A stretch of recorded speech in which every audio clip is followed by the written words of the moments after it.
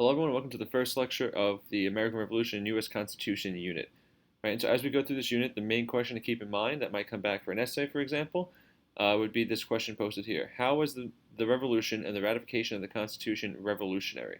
Right, so when we talk about a revolution, right, it's something that's dramatic, right? It's radical, it changes something at its core, right? And so our question is, the revolution and did the ratification of the Constitution really make revolutionary changes, right? And if so, how? So before we talk about the war itself, we have to kind of understand what leads to the war. So we started with this in the last chapter with the life in the colonies and the changing relationship with Britain. And really, it all kind of starts with the French and Indian War, right? That really marks the beginning of this change because after the war, um, England is in debt and they need to pay off their debt. And so the most logical thing for them is to take it out on the colonies who they were protecting during this war. So they passed several new taxes over the course of the next few years. The first of these acts is the Stamp Act. And this was a direct tax where every piece of paper that was used, whether it was newspaper, a letter, um, whatever, had this special stamp that was taxed, right? And that's how uh, the English hoped to make their money back on the debts they developed from the French and Indian War. This infuriated a lot of the colonists, especially the leading political voices in the colonies, because they had no representation, right? In Parliament, they don't have elected representatives, and so they had no say in these taxes being passed, right? In other words, right, passing these taxes was really a way to take advantage of a situation for the English because they knew that they could not resist because there was no representation. So this is kind of one of those first major rallying cries of taxation without representation in Parliament in England. And so one of the leaders, the most kind of revolutionary acts first developed in New England, right, in Massachusetts, and one man is Samuel Adams, the cousin of John Adams, the future president of the United States. And he founds an organization known as the Sons of Liberty. Another, eventually, woman joined, create an organization called the Daughters of Liberty. Right, and they do different acts and protests and forms of intimidation to kind of get their way and to have these things repealed. And they are largely successful. The Stamp Act is eventually repealed within a few years. And so this is the first kind of step, though, in the wrong direction for England and America's relationship. Is a Stamp Act. So it's important because it's kind of that first point of conflict. Right? And so, like I said, the Sons of Liberty would use all different sources, all different ways to kind of get their point across and to scare people into becoming these tax collectors. And one of the most kind of infamous things they did were tar and feather people. They would dump hot tar on people and then literally put feathers in them. Right? A really painful experience, and it scared a lot of these tax collectors who eventually resigned. Right? So this image here is depicting this process. You can also notice in the back there's a liberty tree with a noose hanging on it, right? Another form of intimidation, scaring people with hangings and lynchings. A couple years later, after the Stamp Act was repealed in 1767, they decided to try indirect taxes on goods that were imported into the colonies. And again, this infuriates the colonists because they had no control, they had no representation in the Parliament back in England, and so they couldn't resist these things. So what they did is they boycotted instead. Right, and boycotting means you do not buy certain goods, right? And so colonists boycotted imported goods, and they encouraged people to what we would call shop local nowadays, right? To either buy American or to create their own goods, right? Clothing and so on. So that was one way to resist this. So they boycotted, they bought local products, and people started smuggling more, right? Particularly in the city of Boston. Boston becomes a hotbed of dissent, right, in the colonies early on. And so the British sent 2,000 troops to the city to kind of help decrease and help prevent the smuggling that's happening and the tar and feathering of British officials and all these other acts of resistance that have been starting to form. Another hot moment, right, in this history is the Boston Massacre. You can't see me, but I put quotation marks around that, air quotes around that, because the word massacre is pretty subjective. Only about 5 people were killed during this event, but it's a really good example of propaganda, right? So the competition between the soldiers and the colonists lead to overemployment, lead to this conflict, and the soldiers actually opened fire on the local colonists who were trying to get the same jobs they were, right? Only 5 died, but the Sons of Liberty in Boston labeled this a massacre, right? Which is a really good use of propaganda, right? Kind of twisting the facts of a story to make it seem worse than it is, right? To gain an advantage, right? It really angers people about the British presence, the soldiers' military presence in Boston.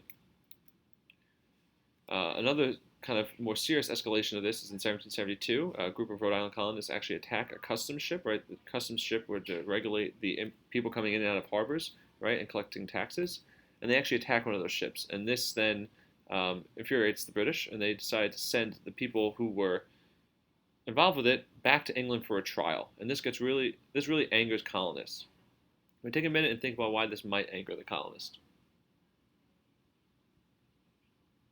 It angers them because a hallmark of British democracy, right, was that a trial by jury and a trial in the place that you're accused of the crime, right, which are also hallmarks of our own American democracy today, right, and this was violating those things, and the colonists believe that these people should be tried in England with a jury of their peers.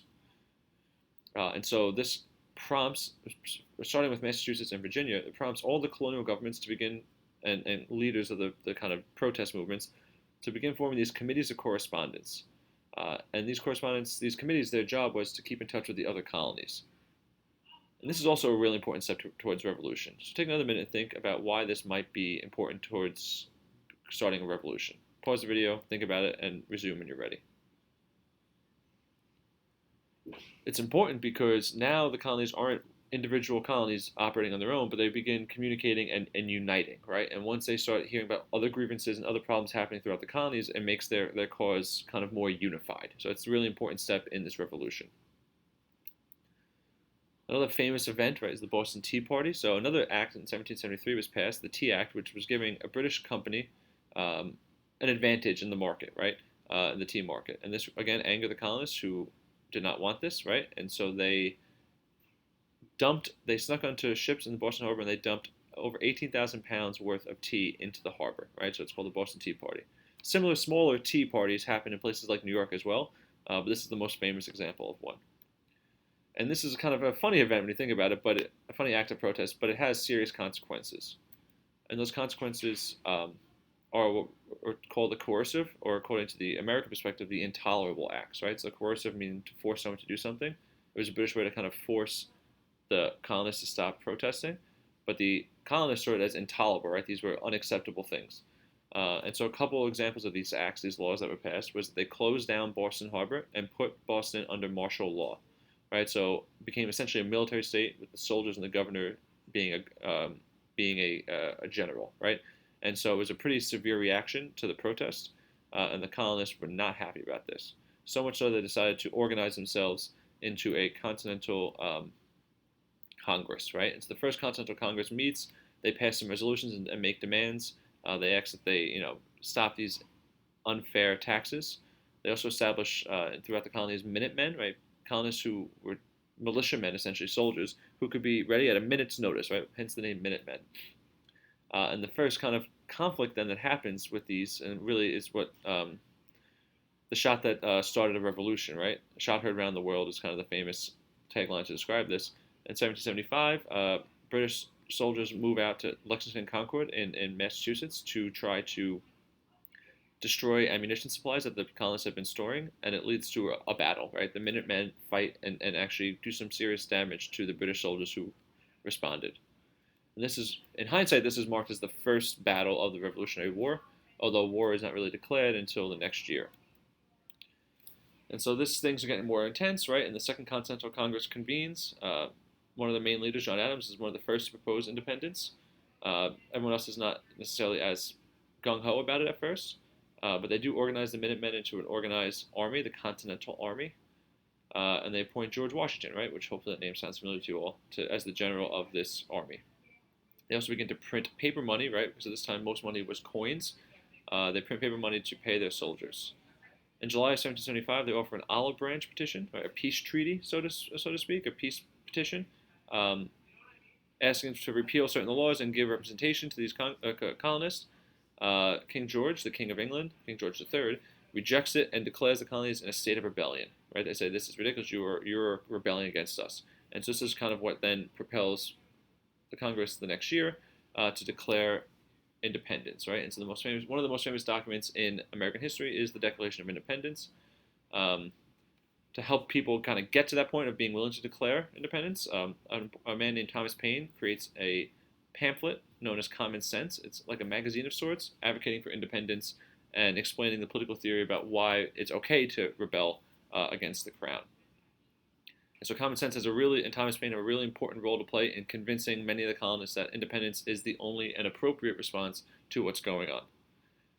By the summer of 1776, early summer, let's say May or June, North Carolina declares independence, and the Virginians favor it, and so the Virginians organize and appoint through the Congress Thomas Jefferson to write the Declaration of Independence, which is approved in July of 1776, hence why we celebrate our Independence Day as a country on July 4th. And this starts a full-out war, right, between the colonists and the English government, right, and it divides colonists as well, right. Not all colonists are supportive of the war, and so we develop patriots and loyalists. The patriots are those who support colonial independence, support the Continental Congress, and join the Continental Army, and the loyalists are those who support remaining under English rule, maybe with some changes, but they ultimately believe that they belong under English rule and the rule of King George III. It divides families and friends, right? One of the most famous examples is Benjamin Franklin. Hopefully you've heard of that name before. One of the leading patriots, one of the leading Enlightenment thinkers of the American Revolution. He was obviously a patriot, but his son, William, was not, right? And they actually ruined their relationship, right? So things like this happen in countless families throughout all 13 colonies. So the next time we meet and talk, you will be looking at the different battles, important major battles during the Revolutionary War itself.